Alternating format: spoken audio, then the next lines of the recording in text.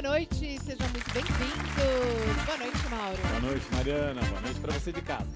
Nosso primeiro convidado dessa noite escreveu um livro. É um homem, um escritor também, mas ele fala sobre um período determinado, de 11 anos, 6 meses e 19 dias. Porque foi durante esse tempo que o João Marcelo Boscoli pôde conviver com a mãe, a Elis Regina. Lançou esse livro em que ele reconstrói e resgata as memórias e a trajetória da Elis, não apenas como artista, mas da mãe que foi Elis Regina. Então é um livro que me emocionou bastante. Daqui a pouquinho a gente conversa com o autor, filho da Elis. E tem música também, música da melhor qualidade. A gente recebe o Luiz Airão, que está completando 50 anos de carreira e lançando um novo álbum de samba cheio de parcerias. Um samba de respeito maravilhoso. Respeitadíssimo. Vamos começar com o João Marcelo? Vamos lá. Começar dizendo bem-vindo. Que eu te ouço todo dia com a Tatiana Vasconcelos na CBN, com o Nando. Poxa, eles são o máximo. E eles pegam no Obrigado. seu pé. Eles pegam um pouco, mas é gostoso, né? Não, é uma delícia ver a interação de vocês. E já Verdade. participei várias vezes do Gosto Mesmo e Daí. Gosto sim daí. Gosto sim e daí. É bom, né? É muito bom. Acho que eu mandei uma música do AGP e a Tati tocou. Falando em AGP, daqui a pouquinho a gente vai falar de samba com o Luiz Airão. Pô, que honra. Que estava na mesma gravadora que a sua mãe nos anos 80, né? É, em 1980, eles estavam na EMI Odeon, era do lado da escola que eu estudava no Rio de Janeiro, o Colégio Andrews, na Mena Barreto, um estúdio construído pelos ingleses lá. Maravilhoso, era um clima, eu saía da escola e ia para lá, então tinha figuras como... João Marcelo essa Boscoli blenda escreveu esse viva, livro, Elis e Eu, e ele conta as lembranças da Elis Regina como mãe, mas ele fala também bastante sobre a artista Elis, as coisas que ele consegue se lembrar com essa memória fragmentada de criança, Sim. né? Mas é um livro muito emocionante. Eu fiquei tão tocada, Pô. eu chorei várias vezes. Já no prefácio da Rita Lee, eu estava me debulhando em lágrimas. Com a Rita Lee, assim, eu fiquei emocionado também. Quando eu li ela, além de escrever muito bem, a relação dela com a Elis, com a minha mãe, era uma relação muito diferente, porque elas se conheceram quando a Rita foi presa. E elas não eram amigas. E, sem conhecê-la, ela resolveu, pegou a mim e foi até a prisão para fazer uma visita à Rita. E ficaram, tipo, muito amigas depois disso. E a Rita fala bem disso no prefácio. Ela diz assim, aquele menininho que foi de mãos dadas com a mãe para fazer uma visita. E a visita era para ver se estava tudo certo, se estava tudo bem com a Rita Lee, que tinha sido presa durante a ditadura. Estava grávida. Prender uma artista mulher grávida, né? Que decisão, né? Louvável. Que coisa, né? Né? E como a ditadura... Como sua mãe era uma pessoa tão consciente de tudo que o Brasil, o país passava e politicamente mesmo, como ela era uma artista consciente, né? Eu vi no livro também que você levou uma bronca em especial. Não sabia que eles eram uma mãe assim tão brava. Vamos falar das duas broncas que você Porto Alegre, aqui. né? Mas numa delas, João Marcelo, adolescente. Não, adolescente não. Mas... Adolescente, pré-adolescente, 11? Não. Meninão? Você está falando de qual das... Eu estou falando da bronca que você levou porque ficou na casa de alguém muito rico, e que ela disse, esse dinheiro é da corrupção. Vai dormir fora de casa. Foi expulso 2 vezes de casa. Essa foi a segunda vez, porque ela disse que, assim, que eu sabia de onde vinha aquele dinheiro. Mas você era uma criança. Mas eu sabia de onde vinha aquele dinheiro. Então eu não podia ter ido. Quer dizer, com a educação que eu tinha, né? Só que você está envolvido, está na classe com as crianças, e você não deve julgar uma pessoa pelos seus parentes, né? Mas ela ficou transtornada de me ver encantado com uma coisa que era completamente desproporcional para uma criança ter, mordomos e etc, etc. E quando descobriu que era uma pessoa, né, com vida pública, que era um político, me expulsou de casa. Eu fiquei dormindo no corredor 2 dias. 2 dias no corredor, no hall do prédio, gente. Eu falei, mãe, eu vou ficar com vergonha. Ela falou, vergonha para mim é ter um filho que vai dormir nesse tipo de lugar. E esse político está preso hoje nos Estados Unidos, né? Mas deixa para lá, João, porque... Eu ia preservar, você já contou, né? Não, vai no Google, pesquisa aí. Como é que foi o trabalho para fazer esse livro? de resgatar as memórias. A gente sabe que a criança, muita coisa a gente não lembra bem da infância. Como é que você fez isso para ir resgatando as memórias? Vou tentar falar da maneira mais simples possível, porque eu aprendi isso com o meu neurologista. Se minha mãe estivesse viva, talvez eu não lembrasse dessas coisas. Mas é como se fosse um flash, como se fosse uma grande descarga elétrica na cabeça, onde você percebe o que aconteceu e vai o mais fundo no seu inconsciente e traz tudo e guarda. Então, tudo que era possível de ser guardado foi guardado. E eu nunca esqueci. Então, assim, o exercício foi um exercício de simplesmente transportar das memórias para uma folha de papel e lápis. Você acha... Foi uma terapia também? Foi uma maneira de você compartilhar? Ou teve algum efeito psicológico de te fazer bem ou de te fazer sentir melhor? É que assim, isso é diário para mim. É como as memórias que eu tenho dos meus pais são como se fosse um órgão meu. Eu te falei agora há pouco. Nunca tinha me ocorrido isso. Eu tenho um pulmão, tenho um coração, tenho alguma coisa na cabeça e tenho as memórias, né?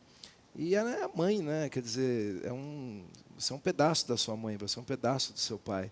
E eu nunca tive nenhum problema com isso, com relação ao convívio, porque eu sempre recebi muito carinho das pessoas. Então, independentemente da tragédia em si, eu sempre recebi muito amor por causa da Elis, né?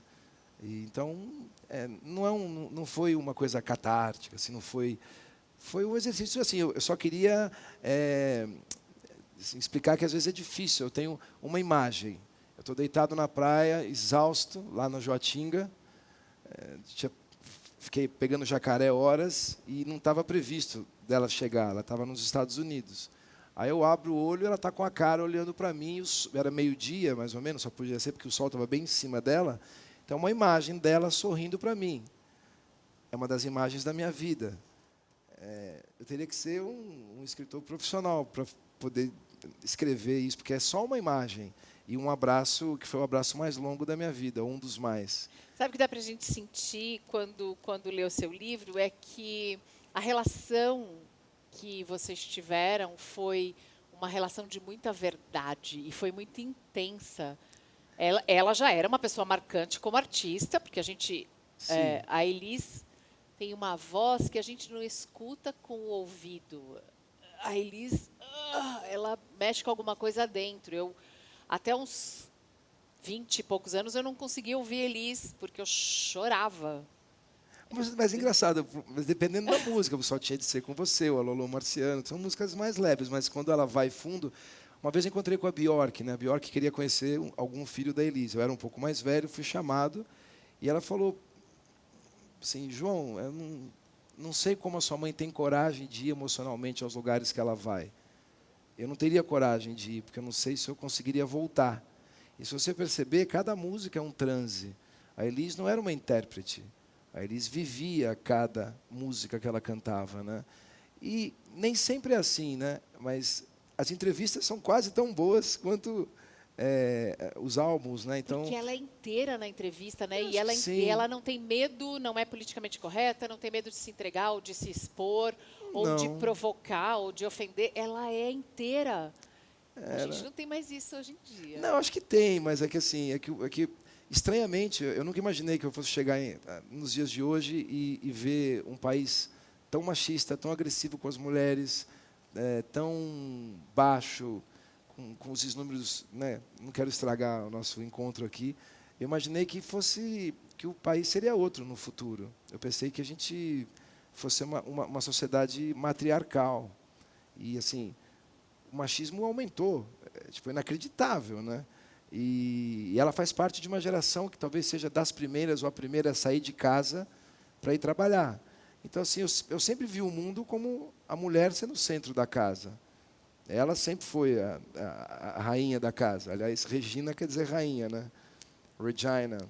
Então, assim, acho estranho os dias de hoje. É triste não tê-la, mas fico em parte em paz por ela não ter que ver tudo que a gente virou, Te né? surpreendeu que o livro tenha feito tanto sucesso? Está na lista dos mais vendidos. Sinceramente, E olha, é um sim. super presente para você dar para os seus amigos. Eu acho que sim. Você escreve primeiro assim, tem uma missão de entregar um livro, né? Então, uma coisa ótima que eu acho que todo mundo precisa na vida é uma data, né? E uma relação boa com o editor, o Sérgio Luz, com a editora, a Planeta, onde eles me ajudaram bastante em algumas coisas, porque eu escrevo artigos, coisas curtas, desde os 22, 23 anos, mas são singles, né? Um longa-metragem, assim, é difícil. Você já tinha escrito sobre a morte da sua mãe, sobre aquele dia, aquele momento, aquela hora em que você soube que ela tinha morrido? Você já tinha feito isso? Eu já tinha falado disso em entrevistas, porque para mim isso nunca foi um tabu. Mas parado para escrever, não. É como a câmera que está ali, né? A câmera, eu coloquei a câmera num outro lugar, né? Já foram feitos filmes, documentários. Acho que é uma das coisas que eu decidi para a minha vida depois que eu fiz 40 anos, que eu dedicaria essa década a fazer muitas coisas, alimentar o ânimo das pessoas, a criarem obras para a Elis, né? Sem medo que ela seja esquecida? Eu tinha essa preocupação, logo depois que ela morreu, falei, será que ela vai ser esquecida? Porque ela reclamava da memória brasileira desde então. Com razão, com razão. Da A gente tem Dolores pouca Duran, da memória. Dalva de Oliveira, mesmo a Carmen Miranda, que é uma Bidu figura. Sayão, todo mundo. Tudo, assim, para fazer uma lista incrível, né? Incrível de não dá para acreditar, né? Então eu tive esse temor. Mal sabia eu, né? Que é uma das únicas coisas que o Brasil não esquece e que a coisa não para de crescer, os números não param de crescer. Com o seu 1,53 m é a Elis Regina, né? E é incrível o quanto tudo faz sucesso. O seriado, musical, livro, tudo que leva a marca da Elis faz sucesso. Bom, eu posso falar, assim, é um pouco, né, constrangedor, mas eu e meus irmãos, a gente tem uma postura completamente aberta com relação a isso. As pessoas... não precisava de uma lei para dizer que as pessoas podem fazer o que quiser. Porque se você decide fazer algo sobre a Elis, o risco é seu, não é meu. E existem ferramentas que, se por acaso eu sentir que minha mãe foi ofendida, eu posso fazer qualquer coisa. Então, a gente sempre alimentou bastante isso. Então, permitiu, né? Claro, porque assim, se tem 30 mil livros sobre o John Kennedy, se tem 10 mil livros sobre a Marilyn Monroe, poxa, tem muito pouco livro sobre as pessoas no Brasil, tem muito pouca coisa documentada, né? Então, eu acho que assim é encantador ver que nada que envolve o nome da Elis não deixa de dar muito certo.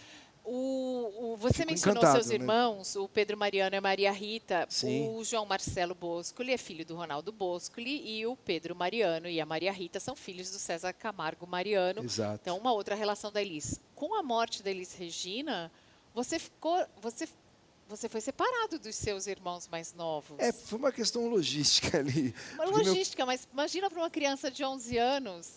Não, eu posso dizer assim, é claro, veja, há tragédias muito maiores. A gente liga a TV todos os dias. Eu sou uma vítima de uma tragédia, mas eu não sou uma vítima fatal de uma tragédia. Todos os dias, enquanto a gente está falando, tem coisas horríveis acontecendo, coisas muito mais graves do que essa. Mas eu posso dizer que em algum momento eu perdi tudo, isso acontece.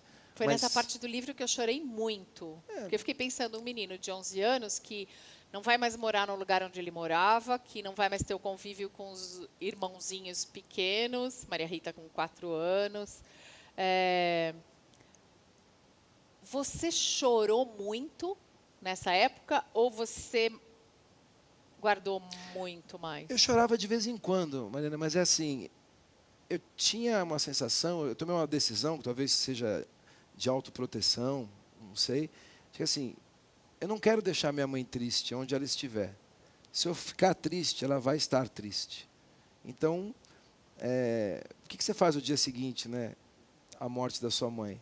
Fone de ouvido, né? Música, livro, filme, os amigos. Uma coisa escapista, mas você não tem como deixar de pensar naquilo. Às vezes, antes de dormir, eu chorava, mas eu sentia que em algum momento aquilo ia passar. E quando é que foi que passou? E Passou. passou? Na verdade, eu sinto que quando uma pessoa, como a sua mãe, assim, quando morre, ela vem morar dentro de você, né? E a Elis é uma pessoa pública, então tocava muito nos lugares. Onde eu nunca fui a um lugar e não falaram da Elis. Então, eu estranho alguns filhos de artista que têm problema com isso. Eu entendo, mas, assim, para mim, chego num lugar, começo a falar da minha mãe, eu fico feliz, assim, eu só recebi carinho, eu nunca... O que falavam antes ou depois, eu não sei, mas eu sempre recebi muito amor, e esse amor que eu chamo de um amor impessoal, que é um dos capítulos, né? Recebi muito amor de pessoas que eu não conhecia, né? Mas você também percebeu que existia muita gente que te tratava bem, ou especialmente bem, porque tinha algum interesse na relação com a sua mãe. Sim, e mas... que isso mudou depois. Sim, mas é bem-vindo ao mundo real, né? Porque até então você acha que todas as pessoas... Porque o primeiro que você quer agradar é o filho do artista, né? Ou o filho de alguém que você quer...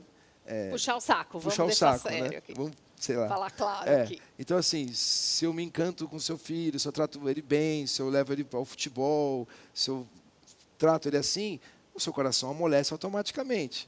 E facilita, azeita as coisas ali, né? E depois dela partir, não tinha mais muito porquê. Mas isso não foi amplo, geral e restrito, mas... Foram alguns casos Sim, não, mas tem aquele bando de bem parasitas, né? pontuais, né? Sim, sim. Bem identificados. Sim, mas sim. isso te fez amadurecer. Isso me chocou na hora, né? Tipo, na hora eu falei, não acredito que eu estou ouvindo isso, né?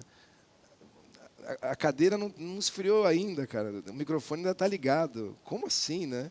Cadê aquela pessoa? Você olhar para uma pessoa que você viu durante, assim, anos, né? Enfim, com 11 anos, um ano é muito tempo. Você vê durante 2, 3, 4, 5 anos da sua vida. E você olhar no olho dessa mesma pessoa e não reconhecê-la, e ela não olhar mais para você do mesmo jeito, é algo chocante. João, você falou que dedicou essa década da sua vida a Parte dela, né? Além do seu trabalho como produtor musical Sim, também, claro. a promover a história da sua mãe. Sim. Hoje, olhando para todo esse trabalho que você fez, em que lugar você coloca a Elis Regina na história do Brasil, na história da música brasileira? A Elis é a maior cantora brasileira do século XX, uma das maiores cantoras do século XX no mundo. Senão o Brasil não tem, se o Brasil não tiver importância, então beleza. E isso é muito desconfortável de falar, mas Deixa que eu falo. A Elis é uma das maiores cantoras brasileiras do século XX, não. uma das maiores do século XXI. Não é uma das maiores. É a maior. Porque precisa juntar umas 9 para dar uma gota de suor que caía da testa dela no palco. É outro patamar, gente. Quando os jazzistas americanos olham e ficam pasmados, é outro lance. Agora, ela me daria um murro se me ouvisse falando isso, né?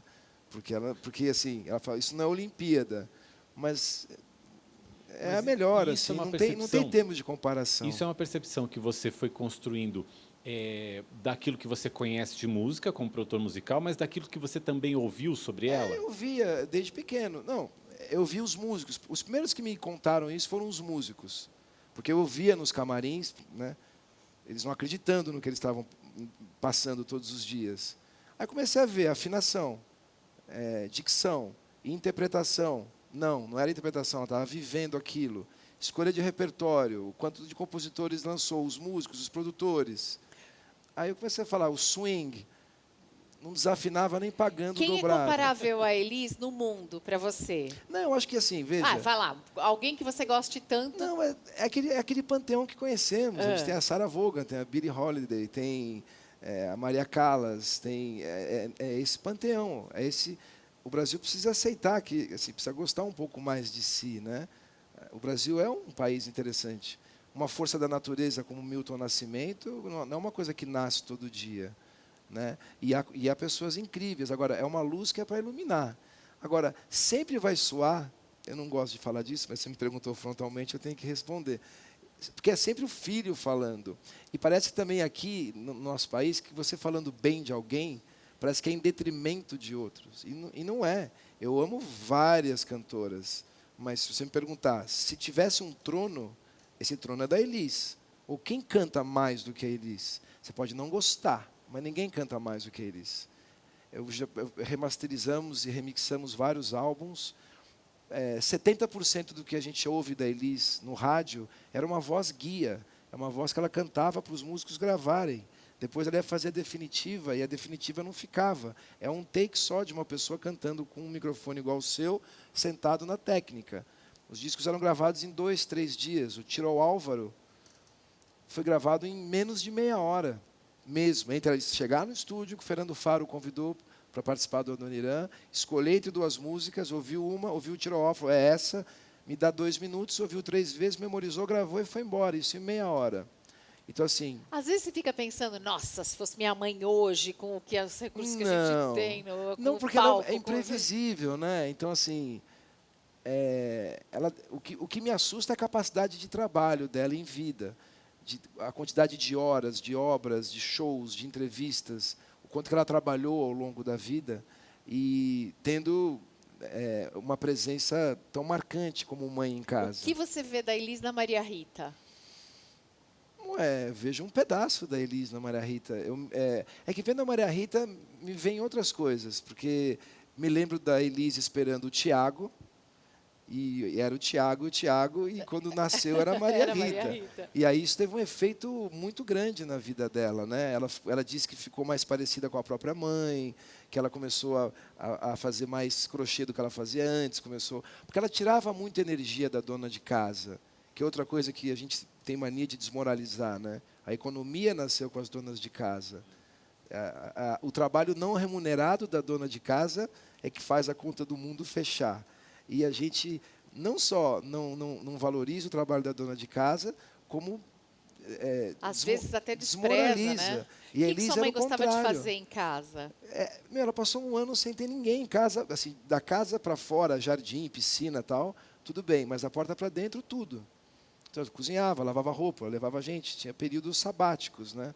Então, assim, Cuidava limpar a do casa. jardim, tinha uma horta? Sim, horta, tudo, né? Galinheiro, lago de pato, essas coisas. A Elisa era muito despojada. Eu quero uma casa no campo. Então, né? é isso aí. Era engraçado. Vocês moraram na Cantareira, que é uma casa no campo, né? Não em 75, né? Tipo, não tinha telefone. Agora você imagina. A mulher ficou 5 anos sem telefone em casa. Uma parte porque tinha escuta, né? Era muito desagradável, você ouvia, né, aquele das fitas e tal. Mas morou lá alguns anos sem telefone, por exemplo. Além de escrever o livro, você tem um trabalho com gravadora, você lança artistas. O que você tem descoberto? O que você tem visto? Você anda pelo Brasil, você vai a shows diferentes, você tem prazer nessa busca? Assim, tem dois jeitos de ver. Eu tenho o meu gosto pessoal. E aí eu falo com meus amigos, acompanhar um gênio e acompanhar uma pessoa comum é o mesmo preço. Agora, no trabalho é diferente. No trabalho é o seu ofício. Então, nossa, são milhares de pessoas, tem muitos talentos no país. E eu acho que, se você ligar os pontos todos certos, o Brasil é um grande país ainda. Ainda tem muita gente... Agora, é estranho como a gente maltrata esses talentos, né? As pessoas têm uma dificuldade muito grande de chegarem onde elas poderiam estar, né? Quer dizer, o relevo, né, a face do Brasil, não é exatamente o que eu vejo por aí. Tem muita gente com talento que não chega onde deveria chegar. A construção toda, né, a arquitetura social é às avessas, né? João Marcelo, a gente é o que a gente consome. E você acha que o Brasil está consumindo música de qualidade ou tem espaço para o consumo dessa música de qualidade? Eu acho que hoje, né, graças ao Tim Berners-Lee, né, a gente tem a internet. Então, é pessoal e intransferível. Só não ouve as coisas que gosta quem não quer. O que eu acho estranho... Tem alguém para apresentar, né? Porque isso que é importante, sim. ter alguém para apresentar também. Olha, a gente poderia falar disso durante 2 dias. Vou tentar resumir num lance. O Villa-Lobos conseguiu convencer o Getúlio Vargas, com tudo de pró e contra, enfim, mas conseguiu convencer o Getúlio Vargas a botar aula de canto nas escolas. A sensação que eu tenho é que a última geração que não aceitou qualquer coisa foi a última geração que teve aula de música na escola, o canto orfeônico, ou que é filho de alguém que teve, ou neto de alguém que teve. Segundo, que eu não faço julgamento de valores, assim, música de qualidade. Eu sou muito plural. Eu escuto de tudo, assim. Eu não gosto, parece meio moralista isso Acho aqui. legal que você não tenha preconceito. Não, assim, preconceito não, eu tenho pós-conceito. Eu escuto. Agora, assim, nem toda música é feita para mim. O que eu acho curioso é você vir para mim e falar assim, João, esse negócio foi ouvido 300 milhões de vezes. Isso não quer dizer nada. Primeiro que assim, a música é uma ilusão perceptiva. Você escuta a música de um jeito que só você escuta. O seu cérebro interpreta o que está saindo da caixa de som. É uma coisa sua. Ter 50 milhões de pessoas ouvindo, meio bilhão de pessoas ouvindo, é um efeito colateral do processo artístico. De vez em quando, um cara como o Frank Sinatra faz sucesso. Juntam as duas coisas, os valores eternos. A maioria dos filósofos, dos pintores, dos artistas que amamos, escritores e tal, não foram reverenciados em vida, né? Esse lance de assim, 1 bilhão de pessoas gostam. Eu pergunto, e daí? Você gosta? O que importa é o indivíduo. Se você resolver o indivíduo, você resolve o todo. Agora, preconceito não, de jeito nenhum. Aliás, porque a gente convive...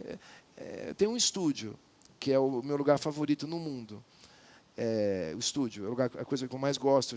Entre parques, praias, montanhas, parques de diversões, cinema, restaurantes, tal, o meu lugar favorito é como se fosse uma placenta, o estúdio. Então, eu vejo todo tipo de música. Estúdio é bem seu berço, né? Estúdio é o lugar que eu mais gosto no planeta. Assim, eu amo meus filhos e depois deles Seus o estúdio. filhos, o Arthur e o André, para quem você dedicou O livro é para eles, né? Nunca se sabe, né? As pessoas morrem lá em casa, né? Então, eu gostaria que eles soubessem como era a avó da minha perspectiva, né? Se puder contar para eles eu mesmo, vai ser mais legal. Mas se por acaso acontecer algum acidente, eles têm aí uma A experiência da laranja. paternidade com o Arthur e com o André, você usou muita coisa de referência que você tinha da sua mãe? Você fez para eles algumas coisas que ela costumava fazer com você ou seu pai? Sim, sim. É que é diferente, né? Eu não sou mãe. Você faz essa distinção? Não, é que assim que mãe, o negócio é diferente, né?